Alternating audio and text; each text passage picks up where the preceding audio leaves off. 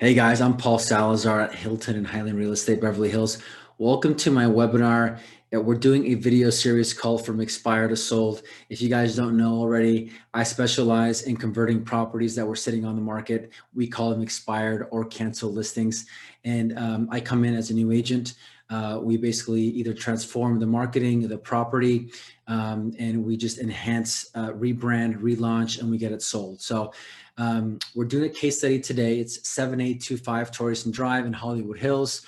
Amazing views. You're going to love this story. It was on the market for 3 years with 7 different agents, including some of the biggest agents in the nation that could not sell it. I came in as a new agent on the listing and I got it sold in a very short time, and we got multiple offers.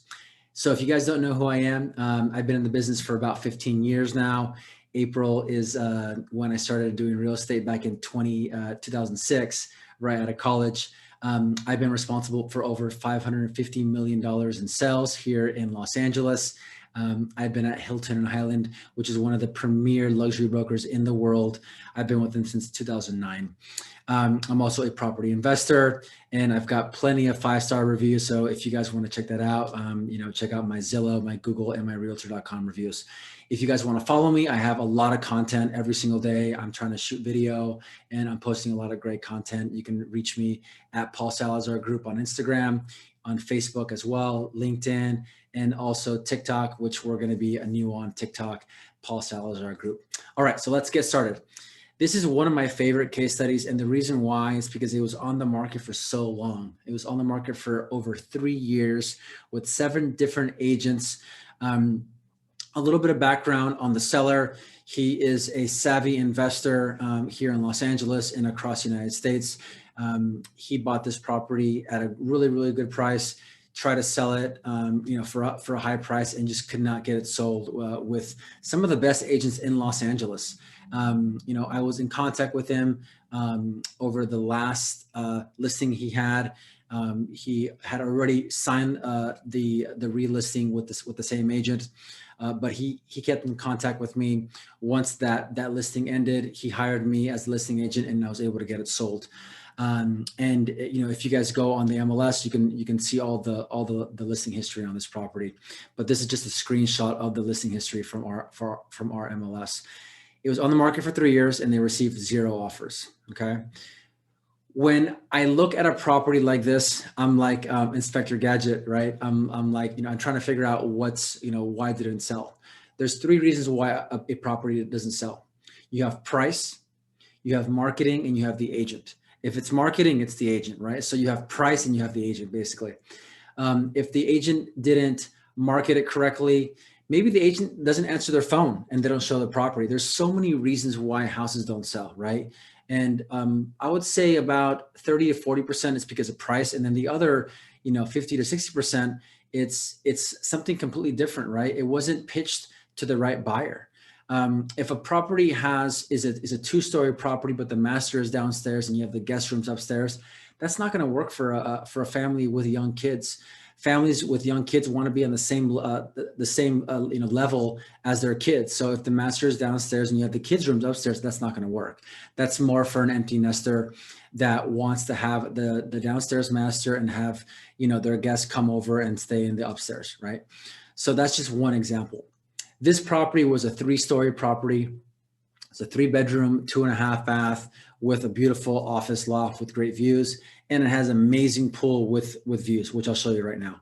So what did it lack in terms of marketing, right? It didn't have a walkthrough video, right? So we shoot a very detailed walkthrough video around 2 to 3 minutes long. And we really talk about the property, all the good things about the property. It's like if you watch, those shows on NBC over the weekends. I think it's called Open House LA. And, you have a host and they walk you through the property and they really talk about all the best features of the property. That's what I do. I do my homework about the property. I know what the best features are. I write down a script and I'm literally talking about the property throughout the video. You'll see me in my all my property videos. You'll see me talking about the property and all the great features. I think it's super important because you don't want to waste your time showing it to people that aren't the right buyer, right? So when a buyer goes on Zillow and they look at all the photos, they'll be able to click a link for the video and then they can see the video. So this one did not have a video. It didn't even have aerial photography.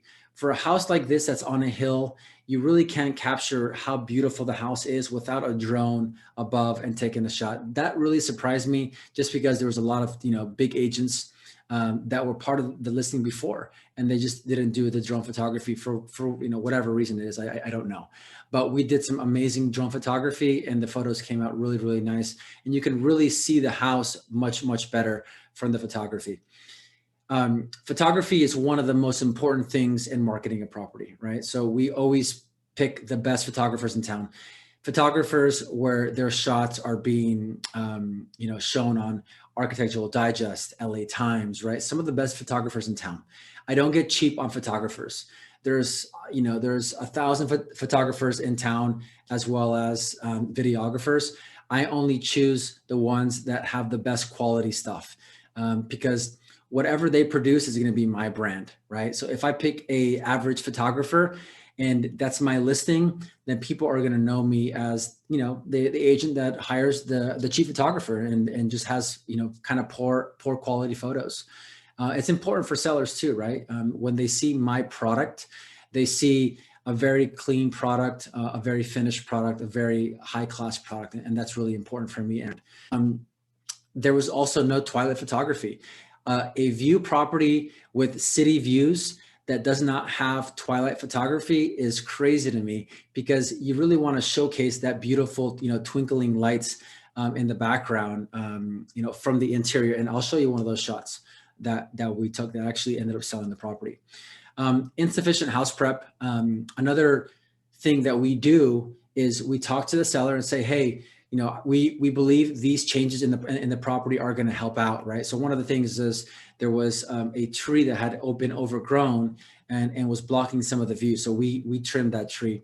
We also repainted the front entryway. It's white, beautiful white brick entryway, and it was really dirty. So we got that repainted. There was a bunch of oak tree leaves on the roof. We got that blown away.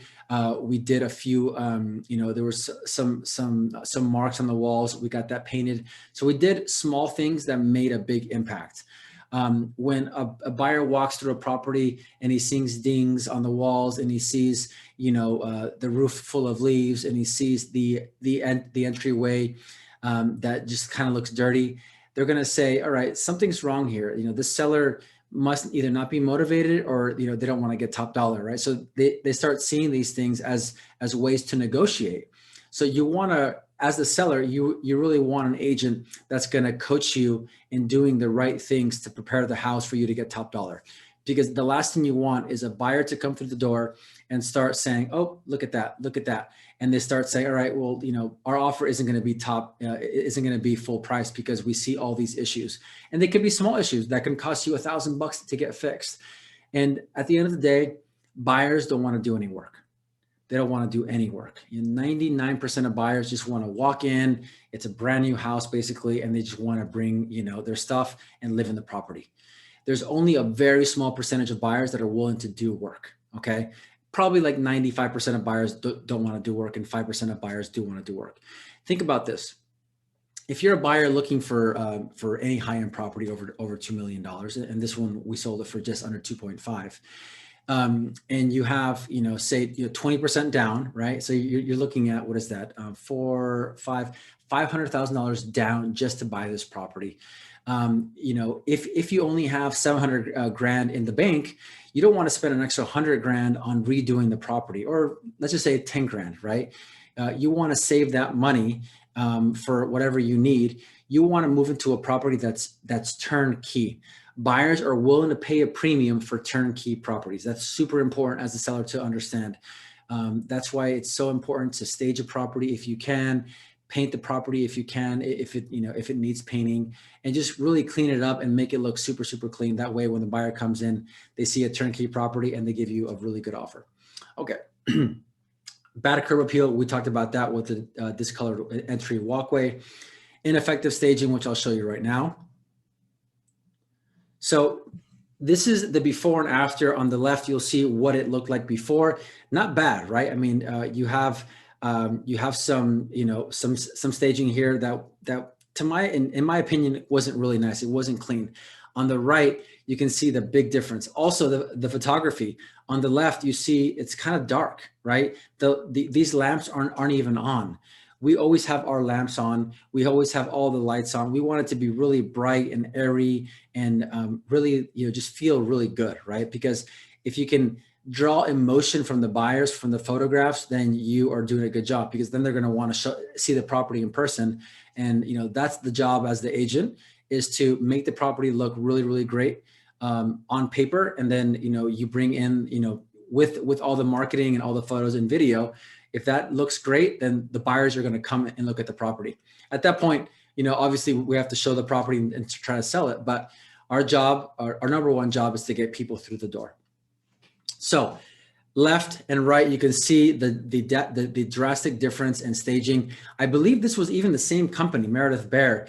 But what I do is I always make sure I kind of give instructions to the stagers on what I like, what I think is going to sell the property. So I was really adamant about having a really beautiful leather lounge chair here next to the staircase. I thought that really made this area feel a little bit more upscale. And it feels a little bit, it feels more open as well. On the left, you have those two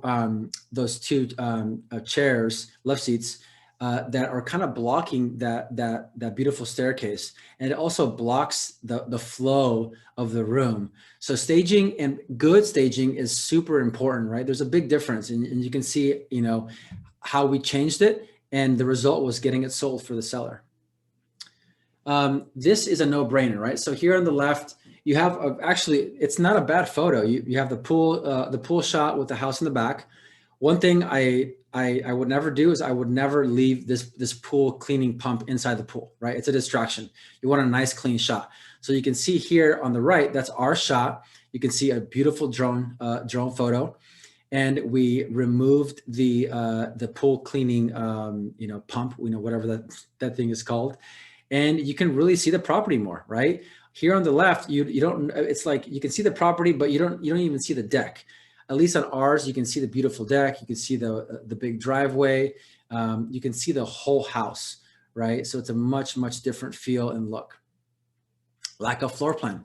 This is also really important. Again, you don't want to have people in your house that don't want to have the master and the guest bedrooms on a different floor.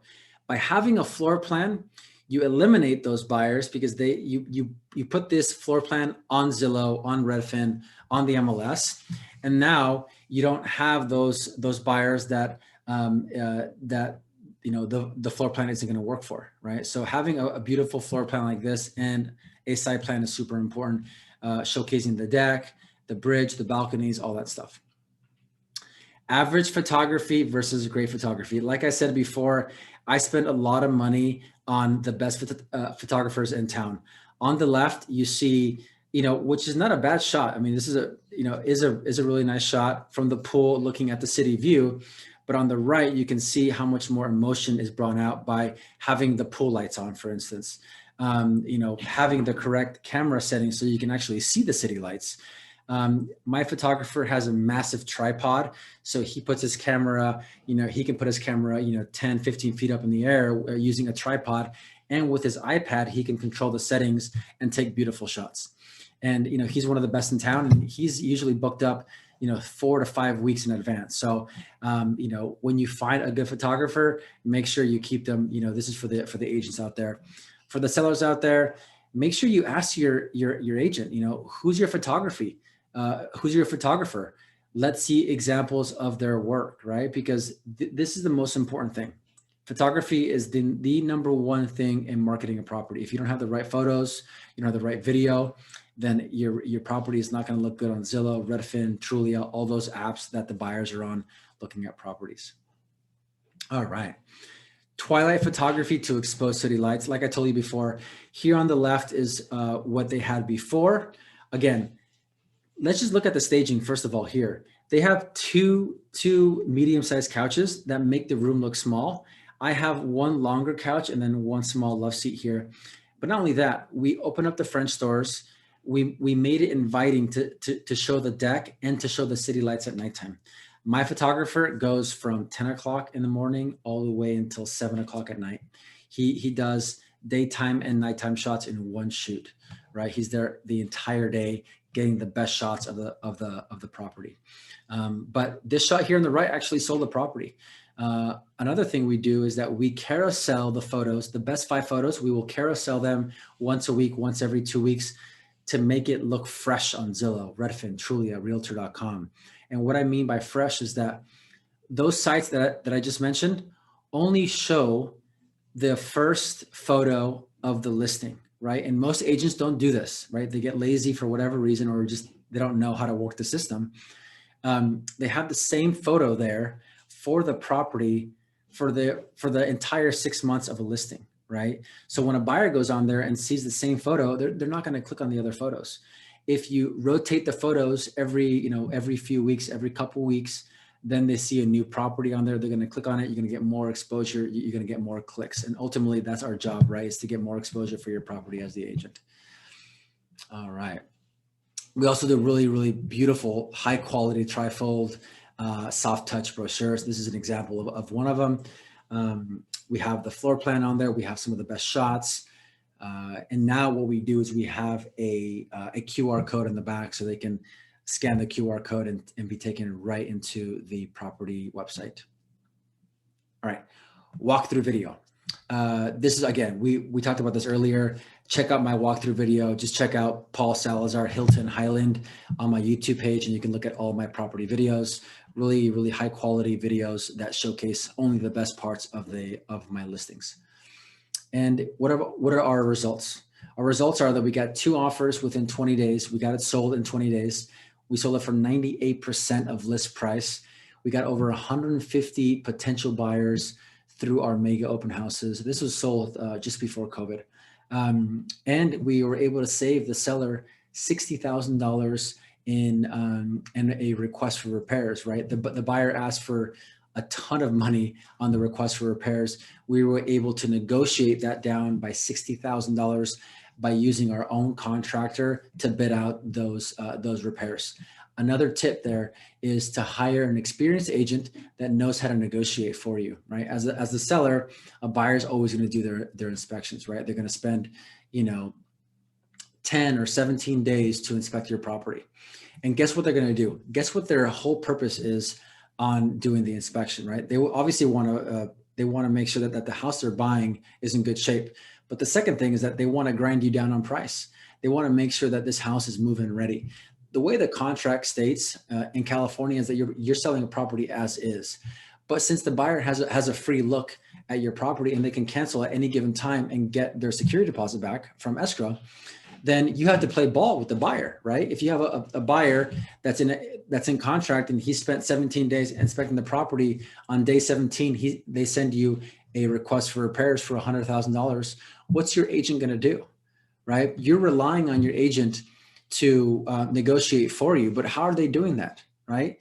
The best thing you can do is hire an agent who has experience in negotiating these type of transactions. And what we do is that we bring our contractor to get a second opinion on everything that the buyer asks for. That way, there's no question about if the buyer is just trying to get money out of the seller or if these are actually legit repairs. And for the most part, the contractor that's working for the buyer is usually going to bid up the price. So that's why having a contractor on your side, on the seller side, to negotiate that is really, really important. On the right here, we have the review from our client, Stuart.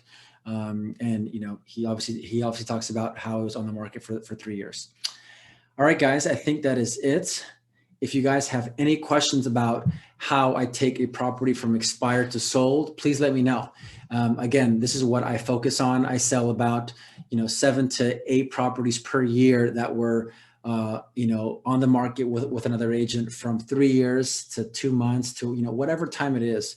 I took an expired listing that was on the market for only a month, and I was able to sell it in 7 days during the holidays.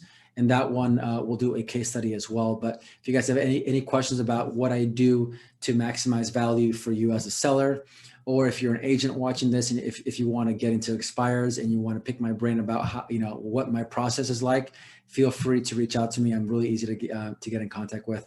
Thanks for watching, guys.